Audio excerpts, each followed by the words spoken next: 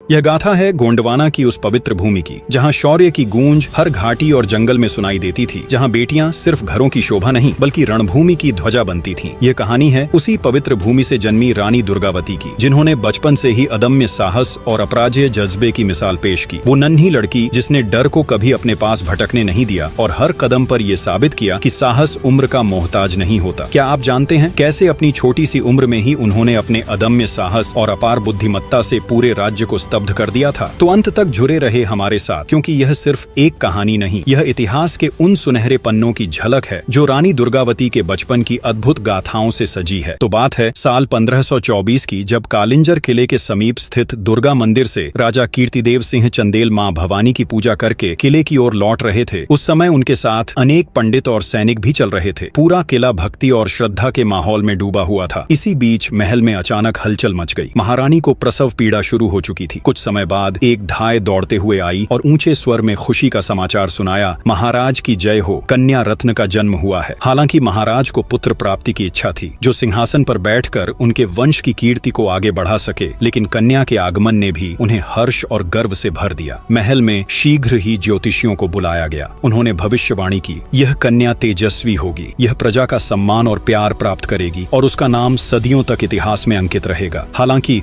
उसका जीवन सुख और दुख का अद्भुत मिश्रण रहेगा। तभी एक पंडित जो राजा के साथ मंदिर से लौटा था, उसने सुझाव दिया, महाराज, इस कन्या का जन्म पवित्र दुर्गा अष्टमी के दिन हुआ है, अतः इसका नाम दुर्गावती रखना उपयुक्त होगा। इस प्रकार 5 अक्टूबर 1524 को उत्तर प्रदेश के बांदा जिले के कालिंजर किले से इस वीरांगना की अद्भुत गाथा का प्रारंभ हुआ। दुर्गावती धीरे धीरे अपने माता पिता के स्नेह और मार्गदर्शन में बड़ी हो रही थी, लेकिन उस समय का कालखंड साधारण नहीं था। 1530 के आसपास कालिंजर के नजदीक वह समय था जब हिंदू राजाओं का आत्मसम्मान जैसे खो चुका था। अधिकांश राजा मुगलों के इशारों पर चलने लगे थे और साहस जैसे कहीं दफन सा हो गया था। ऐसे ही समय में दुर्गावती का बचपन कालिंजर की भूमि में खेलता हुआ बड़ा हो रहा था। उसकी किशोरावस्था में बहुत सी बहादुरी की कहानी है। ऐसे ही जब वह 10 वर्ष की नन्ही आयु में थी, एक शाम का समय था। बाजार में हलचल और चहल पहल थी। दुर्गावती अपने घुड़सवारी प्रशिक्षक के साथ बाजार घूमने निकली। जैसे ही वह अपने अश्व पर सवार होकर आगे बढ़ी, बाजार में भगदड़ मच गई। चारों ओर लोग चिल्ला रहे थे, बचो बचो। दुर्गावती ने देखा कि एक मदमस्त हाथी बेकाबू होकर दौड़ता हुआ आ रहा है। उसकी विशालता और उग्रता देखकर लोग भयभीत होकर भागने लगे। महावत ने हाथी को रोकने की भरपूर कोशिश की, लेकिन वह अंकुश की परवाह किए बिना और तेज दौड़ता गया। यह देख दुर्गावती के मन में उत्सुकता जागी। अपने अश्व को तेज करते हुए वह हाथी के पीछे बढ़ गई। जब महावत ने किसी तरह हाथी को रोक लिया और उसे जंजीर से बांधने की कोशिश करने लगा, तभी दुर्गावती ने अश्व से उतरकर महावत के पास जाकर कहा, चाचा, मैं इस हाथी पर सवारी करूंगी। तब महावत चौंक कर बोला, बिटिया, यह जंगली हाथी है, ये सवारी के योग्य नहीं है। मैं आपके लिए दूसरा हाथी लाता हूँ। दुर्गावती ने मुस्कुराते हुए उत्तर दिया, हाथी ही तो है, क्या यह हमारे इशारों पर नहीं चलेगा? मुझे इसे ही चलाना है। महावत ने लाख समझाने की कोशिश की, लेकिन दुर्गावती ने जिद नहीं छोड़ी। आखिरकार महावत ने हार मान ली। दुर्गावती ने निडर होकर हाथी के पास जाकर उसे बैठने का इशारा किया। यह देख सभी चकित रह गए कि हाथी, जो कुछ समय पहले तक उग्र था, दुर्गावती के सामने शांत हो गया। वह तुरंत बैठ गया और अपनी सूंड हिलाते हुए जैसे खुशी जाहिर कर रहा था। दुर्गावती बिना किसी भय के हाथी पर चढ़ गई। जैसे ही वह बैठी, हाथी खड़ा हो गया और मानो उसे सैर कराने निकला। वह मस्ती में सूंड हिलाता और बीच बीच में दुर्गावती के हाथों का स्पर्श करता। यह दृश्य देखकर बाजार में मौजूद लोग अवाक रह गए। महावत ने अंततः कहा, बिटिया, आप देवी हो, आपने इस उदंड हाथी को खिलौना बना दिया। दुर्गावती मुस्कुराई और बोली, हाथी हमारे सैनिक और देवता दोनों हैं, भला हमें इनसे क्या डर? तब लोगों ने उस दिन देखा कि जिस हाथी ने कुछ समय पहले बाजार में दहशत फैलाई थी, वही अब दुर्गावती के इशारों पर चल रहा था। यह नन्ही बालिका अपने साहस और शौर्य से सबके लिए प्रेरणा बन गई। बाजार में हर कोई एक ही बात कह रहा था, यह कोई साधारण बच्ची नहीं, यह साक्षात गजवाहिनी दुर्गा है। दुर्गावती चाहती थी यह घटना को प्रजा उनके पिता तक न पहुंचाए, किंतु कीर्ति तो कौमुदी है। जब चांद निकलता है तब चांदनी दिखाई दे ही देती है। महाराज कीर्तिदेव सिंह पुत्री की गाथा सुनकर बोले, दुर्गावती एक दिन देवी दुर्गा की जैसी ही पूजी जाएगी। इसके हर कार्य साहस से भरे होते हैं। ऐसे ही एक और बहादुरी का किस्सा है। एक शाम दुर्गावती दुर्गावती किले के प्रांगण में धनुष बाण का अभ्यास कर रही थी। आकाश में पक्षियों का झुंड उड़ रहा था और वातावरण शांत था। तभी उसने देखा कि एक बाज ने अचानक नीचे झपट्टा मारा और एक छोटे पक्षी को पकड़ने की कोशिश की। छोटा पक्षी तेजी से भागकर एक झाड़ी में छिप गया। बाज कुछ देर आसमान में मंडराता रहा और फिर से उस पक्षी पर झपट पड़ा। यह दृश्य दुर्गावती से देखा नहीं गया। उसने तुरंत अपने धनुष पर बाण चढ़ाया और बाज पर निशाना साधकर छोड़ा। बाण बिजली की तरह सीधा जाकर बाज की गर्दन में लगा और बाज वहीं धराशायी हो गया। यह देख पास खड़े उनके गुरु ने कहा, राजकुमारी, आपकी विद्या में तो गुरु भी शिष्य बन जाए। दुर्गावती की शिक्षा घर में ही प्रारंभ हुई। उनको पढ़ाने के लिए एक गुरुजी नियमित आते थे। भाषा, राजनीति, संस्कृत तथा अन्य उपयोगी शिक्षा प्रदान करते थे।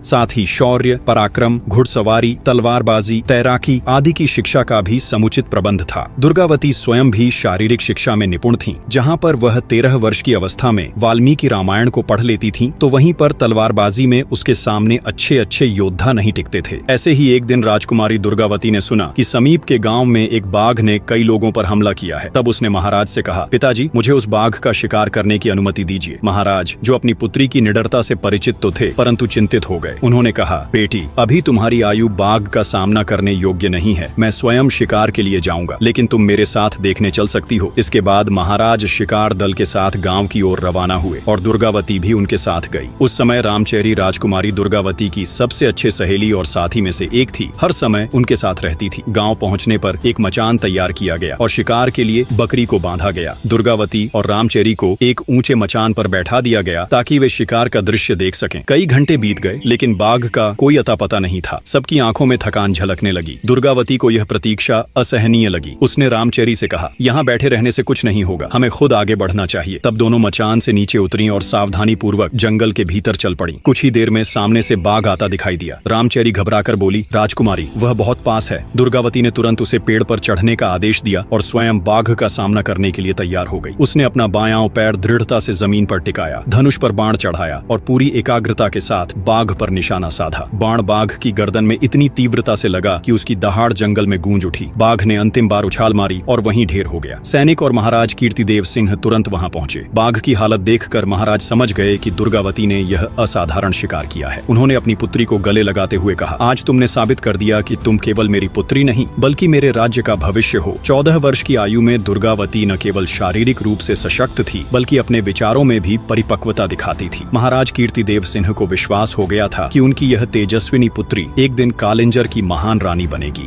अब जैसे जैसे दुर्गावती बड़ी होती जा रही थी, वैसे वैसे महाराज कीर्तिदेव सिंह की चिंता बढ़ती जा रही थी। इतने उत्कृष्ट गुणों के बावजूद वह एक बेटी ही थी और महाराज को उसके लिए एक सुयोग्य राजा से विवाह करना ही होगा। लेकिन जैसे ही वह किसी सुयोग्य राजा के बारे में सोचते, उनका मन उदासी से भर जाता, क्योंकि बहुत सारे राजा अब मुगल में जा मिले थे। वह सोचते, क्या ऐसा कोई राजा है जो दुर्गावती के योग्य हो? इर्द गिर्द के राजाओं को देखकर महाराज कीर्तिदेव सिंह का मन बैठ जाता था। वह अक्सर इसी चिंता में रहते कि आखिर उनकी पुत्री के लिए योग्य वर कहाँ मिलेगा। इधर दुर्गावती अपनी ही धुन में रहती। वह कभी सैनिकों और अपनी सहेली रामचेरी के साथ शिकार खेलने निकल जाती, तो कभी अपने राज्य की सीमाओं का निरीक्षण करने। ऐसे ही एक दिन दुर्गावती ने अपने सैनिकों से सुना कि गढ़ा राज्य में बंदूकों का इस्तेमाल बहुत होता है और मुगल सेना के पास आग्नेयास्त्रों की भरमार है। तो बंदूक के प्रयोग देखने के लिए दुर्गावती के मन में बहुत जिज्ञासा उठी। वह कालिंजर और गढ़ा की सीमा में शिकार खेलने के उद्देश्य से अपनी छावनी जा पहुंची। उन दिनों दुर्गा पूजन का उत्सव चल रहा था। 2 कोस दूर पर मनियागढ़ नाम का एक पठार था, जिसके ऊपर एक बड़ा किला था। वहाँ एक बस्ती थी, एक राजमहल और एक भव्य मंदिर भी था। बस्ती में अधिकांश लोग गोंड जाति के थे। उस ऊंचे पत्थर पर चढ़कर चारों ओर का दृश्य देखना अत्यंत मनोरम लगता था। दुर्गा पूजा के अवसर पर गढ़ा के राजा भी मनियागढ़ में आते थे। दुर्गावती ने सोचा कि संभवतः इस मेले में बंदूकें भी मिलेंगी। इस विचार से उत्साहित होकर वह जंगल के रास्ते से कुछ सैनिकों और अपनी सहेली रामचेरी के साथ मनियागढ़ की ओर चल पड़ी। रास्ते में रामचेरी बोली, सुनने में आया है कि गढ़ा के राजा शेर का बहुत शिकार करते हैं और कामदेव की तरह लगते हैं। यह सुनकर दुर्गावती मुस्कुराई और बोली, तू मंदिर देखने जा रही है या राजा महाराजा देखने? ऐसे ही हंसी मजाक और बात करते करते दोनों मनियागढ़ के नजदीक पहुंच गए। जब रामचेरी और दुर्गावती मनियागढ़ पहुंचे तो वहां वे देखी कि यहाँ पर अधिकतर स्त्री पुरुष सांवले थे। काली होने के बावजूद महिलाएं अपने सुगठित शरीर से आकर्षक लगती थीं और ठिगने कद के पुरुष भी अपने पुष्ट शरीर से परिश्रमी प्रतीत होते थे। जीवन अपने सामान्य गति से चल रहा था, तभी अचानक वहाँ एक जोरदार कोलाहल मच गया। लोग घबराकर इधर उधर भागने लगे। कोई सामान समेट रहा था तो कोई अपने परिवार को सुरक्षित स्थान पर पहुंचाने की कोशिश कर रहा था। तभी रामचेरी ने चिल्लाकर दुर्गावती को चेतावनी दी, दुर्गावती, हथियार उठाओ, परीक्षा का समय आ गया है। ये सुनते ही दुर्गावती चौकन्नी हो गई। उसने तुरंत धनुष उठाया और प्रत्यंचा चढ़ा दी। बाण को साधते हुए उसने घाट की ओर देखा। दूर से सैनिकों की टुकड़ी तेजी से उनकी ओर बढ़ रही थी। घाट पर भगदड़ मची हुई थी और लोग गिरते पड़ते घाट से दूर जाने की कोशिश कर रहे थे। इसी बीच दुर्गावती की नजर घाट के एक किनारे पर पड़ी। वहाँ एक शेरनी खड़ी थी। उसके साथ उसके 2 छोटे शावक भी थे। दुर्गावती का हाथ एक पल के लिए ठिठक गया। उसने बाण नीचे कर लिया और रामचेरी से कहा, देखो माँ अपने बच्चों के साथ है, इसे क्यों मारें? आगे बेचारे शावकों का क्या होगा? कौन उनका पालन करेगा? रामचेरी ने डरते हुए कहा, अगर शेरनी छलांग लगाकर इस पार आ गई तो? अगर उसने हमला कर दिया तो? दुर्गावती ने शांत भाव से जवाब दिया, एक तरफ नदी गहरी और दूसरी तरफ घाट चौड़ा। वह अपने शावकों के साथ यहाँ तक नहीं आ पाएगी। माँ कभी अपने बच्चों की जान खतरे में नहीं डालेगी। हमें इन्हें छोड़ देना चाहिए। तब रामचेरी ने हल्के गुस्से से कहा, अगर यह सिंह होता तो क्या तब भी छोड़ देती? दुर्गावती ने मुस्कुराकर कहा, सिंह और शेरनी में फर्क होता है रामचेरी। माँ का हृदय बच्चों के लिए हमेशा कोमल होता है। इसे अकेला छोड़ देना ही उचित है। तभी इस बातचीत के बीच शेरनी अपने शावकों को लेकर पेड़ों के झुरमुट में गायब हो गई। तब तक सैनिक भी दुर्गावती के पास पहुंच चुके थे। दुर्गावती ने उनकी ओर देखा और उनके साथ अपने पड़ाव की ओर बढ़ गई। यह खबर जैसे ही महाराज कीर्तिदेव सिंह तक पहुंचा, वह तुरंत मनियाघर की ओर रवाना हो गए। इधर पड़ाव में दिन ढलते ही दुर्गावती और रामचेरी अपने कक्ष में विश्राम करने चली गईं। दोपहर की शेरनी और उसके बच्चे ने ऐसा माहौल बना दिया था कि नींद दूर दूर तक नजर नहीं आ रही थी। बाहर जंगल शांत था, लेकिन दुर्गावती का मन बेचैन था। रामचेरी, जो दुर्गावती के पास लेटी थी, अपनी चंचलता से बाज नहीं आई। उसने अपनी चुप्पी तोड़ी और कहा, राजकुमारी, किस गूढ़ विचार में डूबी हो? किस तत्व पर यह गंभीर मंथन चल रहा है? दुर्गावती ने खिड़की से बाहर जंगल की ओर देखते हुए कहा, मैं केन नदी की उस अद्भुत सुंदरता को याद कर रही हूँ। उसकी लहरें, उसकी ठंडक और वह शांतिपूर्ण प्रवाह, सब कुछ कितना दिव्य लगता है। तभी रामचेरी ने मुस्कुराते हुए बोली, शेरनी के वे दूधिया शावक, क्या वे तुम्हारे ख्यालों में नहीं है? कितने निश्चिंत और निडर होकर माँ के साथ उछल कूद कर रहे थे। सचमुच माँ तो भगवान होती है। और फिर कैसे वह शेरनी अपने शावकों को लेकर पेड़ों के झुरमुट में गायब हो गई? सोचो, क्या उन मासूम शावकों को पता होगा कि एक दिन वे ऐसे सिंह बनेंगे जिनकी एक दहाड़ से पूरा जंगल थर्रा जाएगा? शावकों को यह एहसास नहीं होगा कि वे एक दिन खतरनाक राजा बनने वाले हैं। यही तो है बचपन का सौंदर्य। हर खूंखार सिंह का भी एक दुलारा बचपन होता है। दुर्गावती ने हल्की झुंझलाहट के साथ कहा, तो तू जंगल में मुझे शिक्षा देने आई है क्या? तभी रामचेरी बोली, तो क्या कोई गंभीर योजना बना रही हो राजकुमारी, अपने आने वाली भविष्य का, जो मेरी बातें बुरी लग रही है? दुर्गावती ने उसकी ओर गहरी नजर से देखा और कहा, चुप हो जाएगी या कुछ और बोलने का इरादा है? तब रामचेरी ने गंभीर होकर जवाब दिया, ओह, क्या अब इस पड़ाव में चुप्पी का कोई नया नियम लागू हो चुका है जिसका मुझे अभी तक पता नहीं है? दुर्गावती उसकी बातों को अनसुना कर खिड़की से बाहर झांकती रही। फिर कुछ क्षण बाद उसने धीरे से कहा, रामचेरी, पिताजी नाराज हैं। रामचेरी ने चौंकते हुए पूछा, महाराज आखिर क्यों नाराज हैं? तुमसे कोई गलती हो गई है क्या?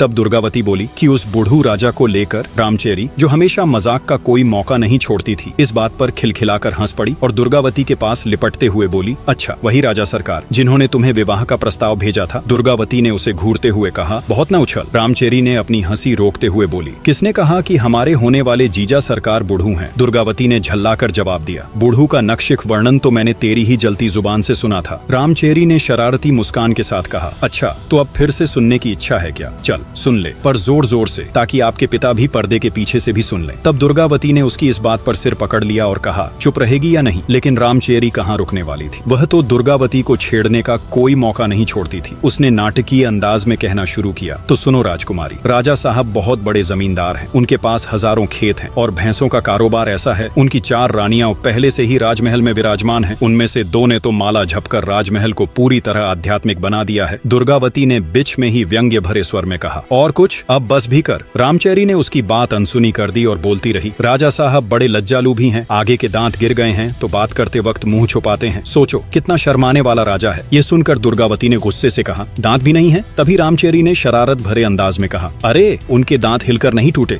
बल्कि शिकार के दौरान मुख से बाहर हो गए। अब तो बेचारे शिकार भी नहीं कर पाते। तब दुर्गावती ने चौंकते हुए पूछा, भला ऐसा क्यों? रामचेरी ने आंखें मटकाते हुए कहा, क्योंकि उन्हें दूर का धुंधला दिखाई देता है, और हाँ, सिर के बाल भी अब लगभग नदारद हो चुके हैं। कभी कभी तो उन्हें देखकर ऐसा लगता है जैसे वे किसी तपस्वी राजर्षि की प्रतिमा हो। दुर्गावती इस पर गुस्से में आ गई और जोर से बोली, ऐसे खूसट राजा से मैं अपना विवाह नहीं करूंगी। दुर्गावती की तेज आवाज सुनकर रामचेरी अचानक चुप हो गई। कमरे में एक अजीब सी खामोशी छा गई। दोनों सहेलियां बिना कुछ बोले महाराज कीर्तिदेव सिंह की प्रतिक्रिया का इंतजार करने लगी। यह तो तय था कि दुर्गावती की आवाज महाराज के कानों तक जरूर पहुंच चुकी थी। दुर्गावती की तेज आवाज से महाराज कीर्तिदेव सिंह अपने कक्ष से बाहर निकले। उनके चेहरे पर हल्की चिंता की लकीरें साफ झलक रही थीं। कीर्तिदेव सिंह के मन में अपनी बेटी के विवाह की चिंता हमेशा बनी रहती थी। कई प्रतिष्ठित क्षत्रिय घरानों से रिश्ते आए थे, लेकिन या तो उनमें वह तेज नहीं था जो क्षत्रिय राजाओं का होना चाहिए, या फिर वे मुगलों के अधीन हो चुके थे। दुर्गावती ने भी ऐसे सभी प्रस्ताव ठुकरा दिए थे और यह बात महाराज को भीतर ही भीतर खलती थी। उधर मौका पाकर दुर्गावती और रामचेरी कक्ष से बाहर निकल आईं। दोनों सहेलियां वे धीरे धीरे चलती हुई उस ओर पहुंची जहां महाराज कीर्तिदेव सिंह एक कुर्सी पर गहरे विचारों में डूबे बैठे थे। दुर्गावती ने नजदीक आकर नम्रतापूर्वक कहा, पिताजी, मेरी मनियागढ़ पर्वत की देवी माँ के दर्शन करने की इच्छा है। कल सुबह मैं रामचेरी और कुछ सैनिकों के साथ वहाँ जाना चाहती हूँ। कृपया अनुमति दें। ये सुन महाराज ने कहा, सुनने में आया है कि गढ़ा के राजा दलपति शाह खुद प्रजा की रक्षा के लिए सिंह का वध करने वहाँ आने वाले हैं। यदि संभव हुआ तो मैं भी देवी माँ के दर्शन करने आऊंगा। रामचेरी, जो अब तक चुपचाप खड़ी थी, अब बोल पड़ी, महाराज, क्या गढ़ा के राजा दलपति शाह क्षत्रिय नहीं है? महाराज ने ठहर कर जवाब दिया, उनके आचरण तो क्षत्रियों जैसे ही हैं, और हाँ, कई लोग उन्हें क्षत्रिय मानते भी हैं। जिनके हाथ का छुआ पानी ब्राह्मण पी लेता है, उसे हम क्षत्रिय मानते हैं। उनके यहाँ ब्राह्मण भोजन करते हैं तो उनके क्षत्रिय होने पर कोई संदेह नहीं करता, लेकिन हाँ, उतने चोखे क्षत्रिय नहीं हैं जितने करचुली हैं। मैं यहाँ बता दूं, कलचुरी राजवंश के लोग मालवा के आसपास रहते थे। रामचेरी ने मुस्कुराते हुए बोली, महाराज, वैसे आप तो बहुत चोखे क्षत्रिय हैं। फिर वह दुर्गावती की ओर देखने लगी, मानो उससे सहमति चाह रही हो। तभी दुर्गावती ने गंभीर होते हुए कही, हमारे गुरुजी ने एक बार बताया था कि क्षत्रिय जाति नहीं, धर्म होता है। वे बोले थे कि जो आपत्ति से रक्षा करे वही क्षत्रिय है, किंतु मेरा तो मानना यह है कि जो स्वाभिमानी हो और देश की रक्षा में सक्षम हो वही सच्चा क्षत्रिय है। तब दुर्गावती की इस बात ने उनके पिता महाराज कीर्तिदेव सिंह को सोचने पर मजबूर कर दिया। कुछ पल चुप रहकर उन्होंने कहा, बेटी, क्षत्रिय की व्याख्या करना अपनी जगह है, लेकिन बिरादरी में किसी को क्षत्रिय मानना अलग बात है। फिलहाल दलपति शाह के बारे में मुझे संपूर्ण जानकारी नहीं है। छोड़ो ये सब, तुम कल देवी दर्शन के लिए तैयारी करो। रात का भोजन समाप्त होने के बाद दुर्गावती अपने कक्ष में लौट आई। रामचेरी भी उसके साथ थी। दासियों को बाहर भेजकर दुर्गावती ने कहा, रामचेरी, तू ये बता, दलपति शाह के बारे में यह कैसे तय होगा कि वे क्षत्रिय हैं या नहीं? उनका आचरण तो क्षत्रियों जैसा ही लगता है। रामचेरी ने चादर खींचते हुए जवाब दिया, तू बेवजह मत सोच, वरना नींद नहीं आएगी। कल मनियागढ़ में ढेरों लोग आएंगे, पंडित, भाट और विरुद्धावली बखानने वाले लोग भी होंगे। मैं सब हालचाल पता कर लूंगी, तू अभी सो जा। जंगल में नींद भले न आए, लेकिन न सोने से तेज घटता है। कल सीधी पहाड़ी चढ़नी है, केन नदी में नहाना है, माँ भवानी का अभिषेक करना है और उन सब लोगों से भेंट करनी है जो गढ़ा राज्य के हाल जानते हैं। ये सुनकर दुर्गावती ने राहत महसूस की और सोने का प्रयास करने लगी। जब सुबह हुआ तब दुर्गावती ने आंखें खोली तो कानों में पक्षियों का सुमधुर संगीत गूंजने लगा। हल्का हल्का प्रकाश कक्ष में आ रहा था और दूर कहीं पेड़ों के झुनझुने बजते प्रतीत हो रहे थे। वह उठकर बैठ गई और देखा कि रामचेरी अभी भी चादर में मुंह छुपाए गहरी नींद में खर्राटे भर रही थी। फिर दुर्गावती ने माँ भवानी की प्रतिमा को प्रणाम करते हुए उनके चरणों को छुआ और अपने हाथ को ऊपर किए, मानो सूर्य की पहली किरणों को अपने भीतर समेट रही हो। तब कुछ देर बाद दुर्गावती सोती हुई रामचेरी को आवाज दी, उठो रामचेरी, बाहर देखो, आकाश में जैसे कोई चित्रकार सूरज का चित्र बना रहा हो। लाल रंग भर दिया है अभी और सूरज ऊपर उठकर जैसे ही सबके सामने प्रकट होगा, ऐसा लगेगा जैसे किसी प्रदर्शनी में चित्र रखा गया हो। यह सब हो इससे पहले इसे देख लो। रामचेरी अधनींद में कुनमुनाई और बोली, क्या बात है, अभी ही क्यों उठा रही हो? फिर वह झटपट उठी, आंखें मलते हुए बाहर निकली और सूर्य देव को प्रणाम किया। कुछ देर आकाश को निहारने के बाद बोली, आज बड़ी देर तक सोती रह गई, मैं जाग क्यों नहीं पाई? इन दिनों जो सपने तेरी आंखों में आने चाहिए वे मेरी आंखों में आते हैं। पता नहीं क्यों रात भर सपने में तरह तरह के क्षत्रियों की खोज करती रहती हूँ। दुर्गावती ने मुस्कुराते हुए कहा, बस बस, ज्यादा होशियार मत बन, वैसे ही देर हो चुकी है, हमें देवी माँ की पूजा करने जाना है, जल्दी तैयार हो जाओ। सुप्रभात की इस पावन बेला में दोनों सहेलियां सैनिकों के साथ पूजन सामग्री इकट्ठा करके दुर्गा माँ के मंदिर की ओर रवाना हो गई। सूर्य की किरणें धीरे धीरे तेज हो रही थीं। रास्ते में प्राचीन पर्वत की कठिन चढ़ाई को ध्यान में रखकर दल आगे बढ़ा। कुछ दूर चलने के बाद वे एक शीतल जलकुंड के पास पहुंचे। वहां सभी ने थोड़ा सुस्ताने का निर्णय लिया। दुर्गावती ने पानी से हाथ मुंह धोया और 2 चुल्लू जल पिया। जब दल आगे बढ़ा तो एक छोटे से मंदिर पर उनकी नजर पड़ी। वहां लोग भक्ति में डूबे हुए काली माँ के गीत गा रहे थे। जलते हुए खप्पर की रोशनी में कई भक्तगण नृत्य कर रहे थे। यह दृश्य देखकर दुर्गावती का मन श्रद्धा से भर गया। थोड़ी और यात्रा करने के बाद आखिरकार दुर्गा देवी का भव्य मंदिर दिखाई दिया। दुर्गा माँ की विशाल प्रतिमा, जिसकी 8 भुजाएं शस्त्रों से सुसज्जित थीं, प्रतिमा के चरणों में वध किया हुआ महिषासुर ऐसा प्रतीत हो रहा था मानो माँ मुस्कुराकर सबको आशीर्वाद दे रही हो। मंदिर के प्रांगण में दुर्गावती की उपस्थिति ने एक अलग ही आभा शोभा बिखेर दी थी। एक ओर मां अष्टभुजा की मूर्ति का तेज तो वहीं दूसरी ओर दुर्गावती के व्यक्तित्व का सौंदर्य जैसे एक दूसरे के पूरक लग रहे थे। भक्तगण कभी मां अष्टभुजा की ओर निहारते तो कभी दुर्गावती की ओर। ऐसा प्रतीत हो रहा था मानो दोनों में कोई भेद नहीं बल्कि दोनों एक ही स्वरूप की प्रतिछाया हों। मां अष्टभुजा की पूजा करके दुर्गावती और रामचेरी पहाड़ी के मंदिरों से निकलने के बाद वहां एक जंगल के रास्ते महादेव और भैरव बाबा का दर्शन करने के लिए निकल गई। जंगल के कठिन रास्ते में उनके साथ कुछ सैनिक भी थे जो उन्हें घेर कर उनकी सुरक्षा का ध्यान रख रहे थे। चलते चलते दुर्गावती ने कुछ क्षणों के लिए रुककर रामचेरी से पूछा, मेरी धनुष बाण कहाँ है? एक सैनिक तुरंत आगे बढ़ा और उनके धनुष बाण लेकर आया। दुर्गावती ने अपने धनुष को कसकर धारण किया और अपने कंधे पर टूनीर बांधकर वीर वेश में आगे बढ़ी। रामचेरी ने मुस्कुराते हुए कहा, अब आप दुर्गा माँ का स्वरूप लग रही हैं। अभी तक तो आप दुर्गा की भक्त दिखाई दे रही थीं। थोड़ा और आगे बढ़ने पर जंगल की एक घनी छाया के नीचे वह रुकी। पीछे के सैनिक और दासियां कुछ दूरी पर थीं। तभी अचानक बाईं ओर के झाड़ियों से तेज आवाज सुनाई दी। ऐसा लग रहा था जैसे कोई भारी जानवर झुरमुट से निकल कर आ रहा हो। आवाज के साथ साथ दूर से कुछ लोगों के शिकार के हांके की ध्वनि भी साफ सुनाई दे रही थी। तब दुर्गावती सतर्क हो गई। उसने अपने तूनीर से एक नुकीला बाण निकाला और धनुष पर बाण को चढ़ाते हुए बोली, रामचेरी, घबराने की जरूरत नहीं, मैं हूं ना, मेरे बाणों के सामने कोई भी टिक नहीं सकता। कुछ ही क्षणों में एक लंबा और बलशाली नर शेर झाड़ियों से निकलकर सामने आ गया। शेर के गरजने से पूरा जंगल गूंज उठा। दुर्गावती ने अपनी आंखों में अदम्य साहस भरते हुए धनुष की डोरी खींची और पूरी ताकत से बाण को छोड़ा। बाण बिजली की गति से निकलकर शेर की गर्दन में ढंस गया। शेर दर्द से कराहता हुआ गिरने लगा। तभी जंगल के दूसरी ओर से कुछ हलचल हुई। घोड़ों की टापों और पैरों की आवाज के साथ एक शिकारी पुरुष और उसके पीछे चल रहे कई लोग वहां पहुंचे। वे सब चुप होकर दृश्य को देख रहे थे। उनमें से एक ने कहा, महाराज, आपने तो अद्भुत पराक्रम दिखाया। इतने विशाल शेर का वध केवल एक बाण में कर दिया।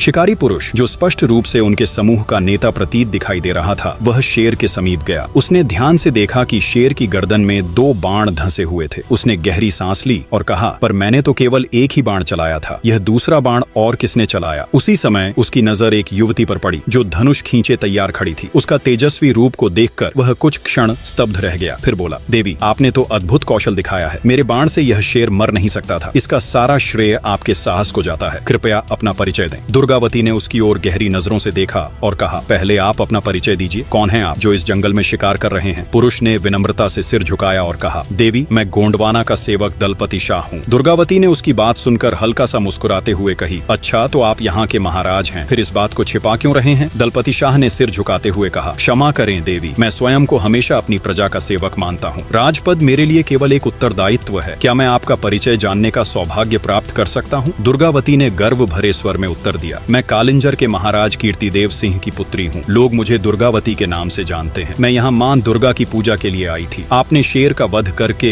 मेरी प्रजा की रक्षा की है, इसके लिए मैं आपकी आभारी हूँ। दलपति शाह ने आदर पूर्वक कहा, देवी, यह तो आपकी विनम्रता है। वस्तुतः आपके बाण ने ही शेर को घातक चोट पहुंचाई थी। मैंने तो केवल इसे अपने बाण से नियंत्रित किया। शेर को मारना आवश्यक था क्योंकि यह मेरी प्रजा के लिए बड़ा खतरा था। फिर दुर्गावती ने रामचेरी और सैनिकों की ओर देखा और फिर दलपति शाह से कहा, मुझे आज अपने पड़ाव पर लौटना है और भोले बाबा का दर्शन भी करना है। दलपति शाह ने विनम्र स्वर में पूछा, क्या आपका अश्व साथ में नहीं है देवी? दुर्गावती ने शांत भाव से उत्तर दिया, मैं केवल पूजा करने के लिए निकली थी, अतः अश्वारोहण को स्थगित रखा था। हमारा पड़ाव पास ही है, यदि आप वहां आना चाहें तो आपका स्वागत है। दलपति शाह ने तुरंत उत्तर दिया, यदि आप मेरे अश्व पर सवारी करना स्वीकार करें तब आपका स्वागत करना मेरे लिए सौभाग्य होगा। दुर्गावती ने मुस्कुराते हुए बोली, मेरा मन आज अश्वारोहण का नहीं है, किंतु आपका अश्व निश्चित ही दर्शनीय है। दलपति शाह ने गर्वित स्वर में कहा, यह ऊंची प्रजाति का अश्व है देवी, इसकी गति और शक्ति अद्वितीय है। दुर्गावती मन ही मन विचार करने लगी। जाति, प्रजाति और ऊंच नीच की यह समस्या अब तक पीछा नहीं छोड़ रही। फिर उन्होंने दलपति शाह की ओर देखा और गंभीर स्वर में कहा, महाराज, कभी आपके इस अश्व को अवश्य देखूंगी, फिलहाल मुझे अनुमति दें। यह कहते हुए दुर्गावती ने दलपति शाह की ओर एक बार फिर देखा, मानो उनके चेहरे को अपने मन में अंकित कर रही हो। इसके बाद वह बिना कोई और बात किए अपने पड़ाव की ओर बढ़ गईं। उनके पीछे रामचेरी और सैनिक सैनिक भी चल पड़े। दलपति शाह वहीं खड़े रह गए। उनकी आंखें दुर्गावती के तेजस्वी व्यक्तित्व पर ही स्थिर थीं। जब तक दुर्गावती पेड़ों की ओट में छिप नहीं गईं, दलपति शाह की नजरें उनका पीछा करती रहीं। उनके जाने के बाद उन्होंने गहरी सांस ली और अपने सेवकों की ओर देखते हुए उन्होंने कहा, शेर का शिकार तो राजकुमारी दुर्गावती ने किया, लेकिन उन्होंने उसका श्रेय मुझे देकर अपनी विनम्रता दिखाई। उनके जैसा अद्वितीय साहस और सौम्यता मैंने अपने जीवन में कभी नहीं देखी। उनकी यह पहली भेंट भविष्य की कई कहानियों की नींव रख रही थी, जहां वीरता और कर्तव्य की मिसालें आने वाले समय में घड़ी जाने वाली थीं। आगे के भाग में हम जानेंगे कि कैसे रानी दुर्गावती दलपति शाह की अर्धांगिनी बनी और कैसे उन्होंने एक रानी के रूप में गोंडवाना के लिए हर विपत्ति का साहस पूर्वक सामना किया, कैसे उनका नेतृत्व गोंडवाना को समृद्धि की ओर ले गया और कैसे उनकी वीरता ने उन्हें अकबर जैसे बलशाली सम्राट से टकराने का साहस दिया। तब तक आपसे एक विशेष निवेदन है, कमेंट करके जरूर बताएं कि रानी दुर्गावती की इस प्रेरणादायक गाथा के बाद आप किस वीर या वीरांगना की कहानी सुनना चाहेंगे। और यदि आप बुंदेलखंड के अमर योद्धाओं आल्हा उदल की गाथा सुनना चाहते हैं तो स्क्रीन पर दिख रहे वीडियो पर जरूर क्लिक करें। वीडियो देखने के लिए आपका बहुत बहुत धन्यवाद। अगले शनिवार के दिन फिर मिलेंगे एक और ऐतिहासिक गाथा के साथ। तब तक आप अपना ख्याल रखिए।